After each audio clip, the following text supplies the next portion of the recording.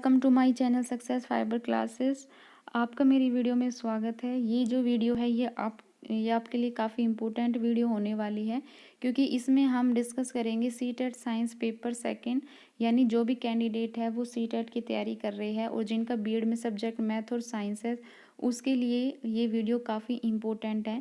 क्योंकि यहाँ पे जो मैं क्वेश्चन करा रही हूँ आज, इसमें जनवरी 2021 के अंदर जो क्वेश्चन आए हुए हैं, ठीक है, जिसमें बच्चों को काफ़ी डाउट रहता है, वो क्वेश्चन मैंने लिए हुए हैं।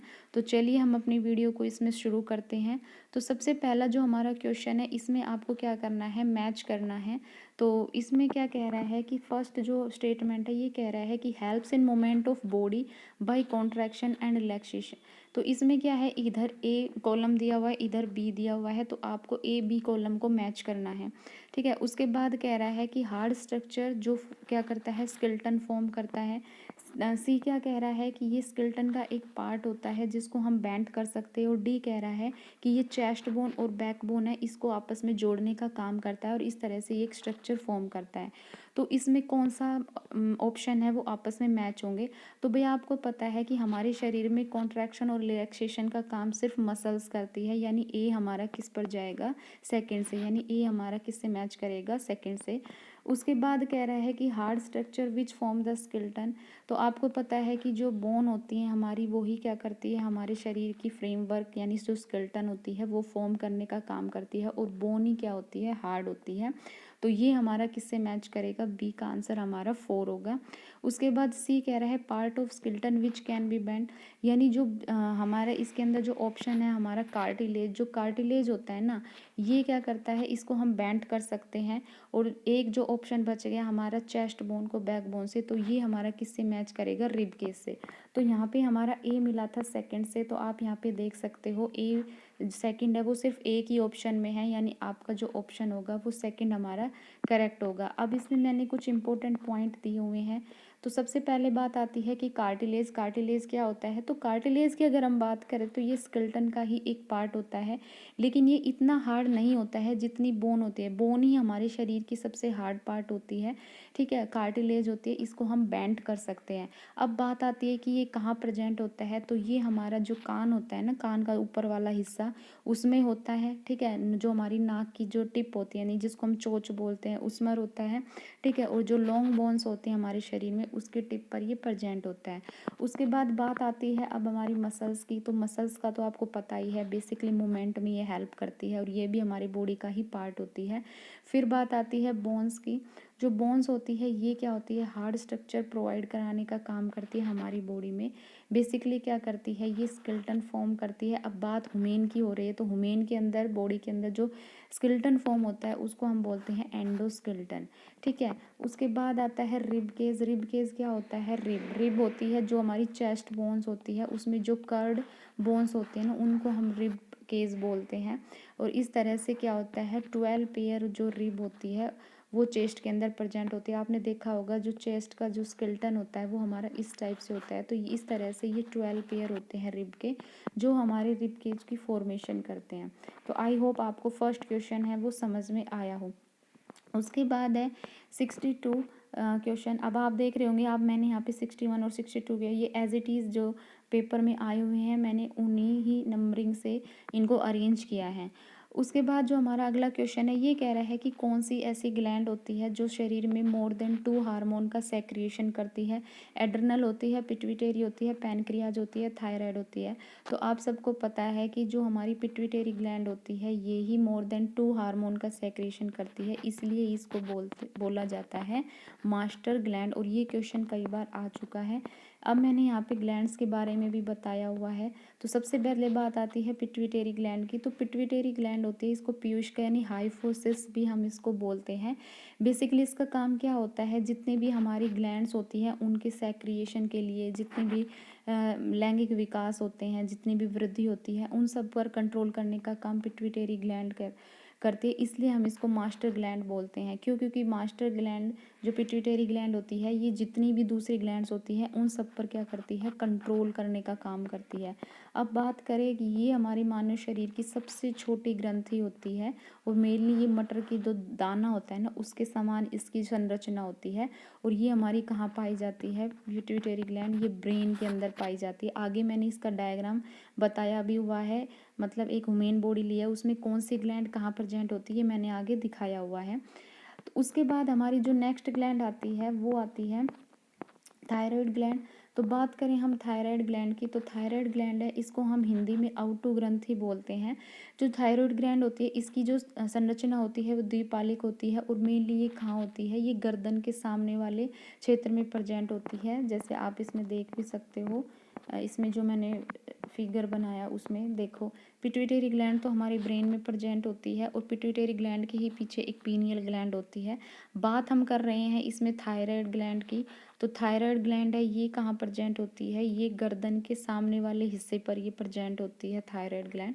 ठीक है, तो उसके बाद आता है अब बात आती है कि जो थायराइड ग्लैंड होती है ये कौन से हार्मोन का सेक्रेशन करने का काम करती है।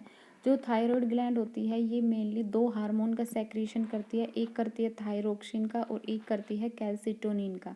ठीक है, अब बात आती है थायरोक्सिन हार्मोन है, इसके क्या काम होते हैं। तो सबसे पहले जो थायरोक्सिन हार्मोन है इसको हम T4 यानी टेट्रा आयोडोथायरोनिन भी हम बोलते हैं। ठीक है, और इसकी फॉर्मेशन के लिए, इसके सिंथेसिस के लिए आयोडीन होता है वो नेसेसरी होता है। अब बात करें इसके फंक्शंस की, तो फंक्शंस क्या होते हैं, जो भी हमारी BMR रेट होती है, मतलब जो भी हमारी मेटाबॉलिक रेट होती है उनकी ग्रोथ करने का काम कौन करता है, थायरोक्सिन। सेल के अंदर जो ऑक्सीडेशन होता है उस ऑक्सीडेशन के थ्रू हमें क्या मिलती है, एनर्जी मिलती है। तो वो एनर्जी की जो प्रोडक्शन होती है वो थायरोक्सिन ही करता है। उसके बाद जो ग्लूकोज का एब्जॉर्प्शन होता है, ठीक है, जो प्रोटीन का संश्लेषण होता है और हमारी बॉडी के टेम्परेचर को मेंटेन करने का काम भी कौन करती है, थायराइड ग्लैंड है वो करती है। उसके बाद जो ग्रोथ का और डिफ्रेंशिएशन है इसके लिए भी कौन सी ग्लैंड आवश्यक है, वो हमारी थायराइड ग्लैंड ही नेसेसरी होती है।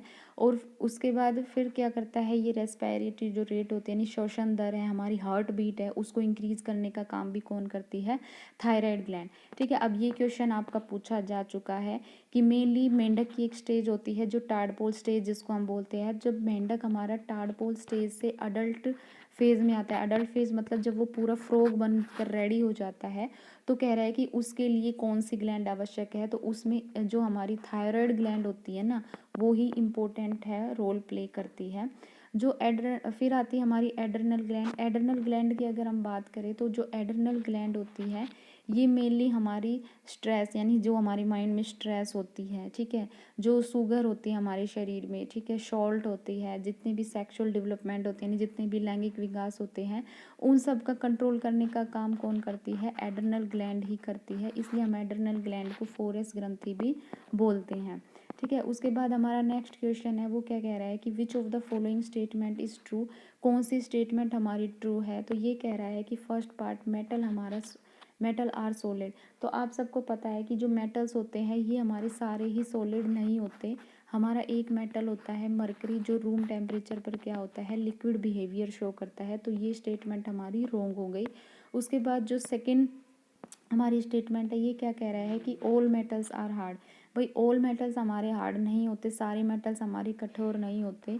जो सोडियम और जो पोटेशियम होते हैं ना ये दो मेटल होते हैं, ये हमारे सॉफ्ट होते हैं। ये इतने ज़्यादा सॉफ्ट होते हैं कि हम इसको ईजिली एक नाइफ़ की हेल्प से हम कट कर सकते हैं। उसके बाद यानी सेकंड जो स्टेटमेंट है ये भी हमारी क्या हो गई, रॉन्ग। उसके बाद थर्ड स्टेटमेंट क्या कह रही है, all non metal are gases. भाई सारी नॉन मेटल हमारी गैसेज नहीं होती। जो ब्रोमीन गैस होती है ये हमारी लिक्विड होती है रूम टेम्परेचर पर। तो थर्ड जो स्टेटमेंट है ये भी हमारी गलत हो गई। उसके बाद जो फोर्थ स्टेटमेंट है ये क्या कह रही है कि जितने भी नॉन मेटल्स होते हैं ये हमारी नॉन डक्टाइल है। ये बात बिल्कुल सही है क्योंकि जो डक्टिलिटी प्रॉपर्टी है वो सिर्फ मेटल के द्वारा ही शो करती है। अब डक्टिलिटी क्या होती है, डक्टिलिटी होती है कि जब हम मेटल से थिन वायर ड्रॉ करते हैं तो वो डक्टिलिटी प्रोसेस होता है। ठीक है, नॉन मेटल है वो डक्टिलिटी प्रोसेस शो नहीं करते, इसलिए हमारा फोर्थ ऑप्शन जो होगा वो करेक्ट होगा। यहाँ पे मैंने मेटल और नॉन मेटल के बीच में डिफरेंस भी दिखाए हुए हैं कि मेटल हमारे सॉलिड होते हैं सिर्फ मरकरी को छोड़कर, लेकिन नॉन मेटल हमारे तीनों स्टेट में एग्जिट करते हैं। मेटल होते हैं ये हमारे हार्ड होते हैं सिर्फ सोडियम को छोड़कर, बट नॉन मेटल हमारे सॉफ्ट होते हैं, सिर्फ डायमंड ऐसा होता है जो टफ होता है, ठीक है। मेटल होते हैं ये मैलिएबल होते हैं और डक्टाइल होते हैं, लेकिन जो नॉन मेटल होते हैं ये हमारे, हम इनको छोटे छोटे पीस में तोड़ सकते हैं, यानी ये हमारे मैलिएबल नहीं होते। उसके बाद आता है कि मेटल हमारे शाइनी होते हैं, जबकि नॉन मेटल जो होते हैं ये हमारे शाइन नहीं करते। सिर्फ आयोडीन ही ऐसा होता है जो शाइन करता है। आपने अपने घर में नमक देखा होगा वो कितना शाइन करता है।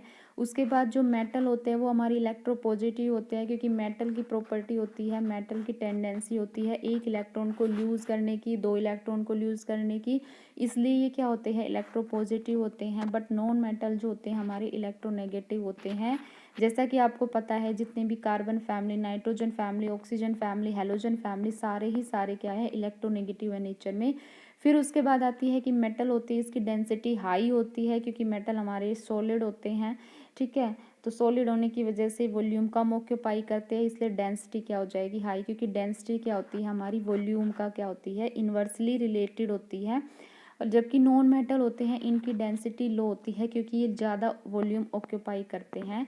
आई होप आपको ये वीडियो अच्छी लगी है। अगर आपको ये वीडियो अच्छी लगी है तो मेरे चैनल को ज़्यादा से ज़्यादा लाइक कीजिए, शेयर कीजिए और सब्सक्राइब कीजिए। यहाँ पे मेरा कंटेंट ऐसा था कि मैंने 3 क्वेश्चन से आपके 3 टॉपिक है वो कंप्लीट करा दिए हैं, ठीक है। तो आई होप आपको ये वीडियो अच्छी लगी। अगर ये वीडियो अच्छी लगी हो तो चैनल को लाइक, शेयर और सब्सक्राइब कीजिए। Thank you very much. ऐसी ही वीडियो मैं आपके लिए हमेशा लाती रहूँगी।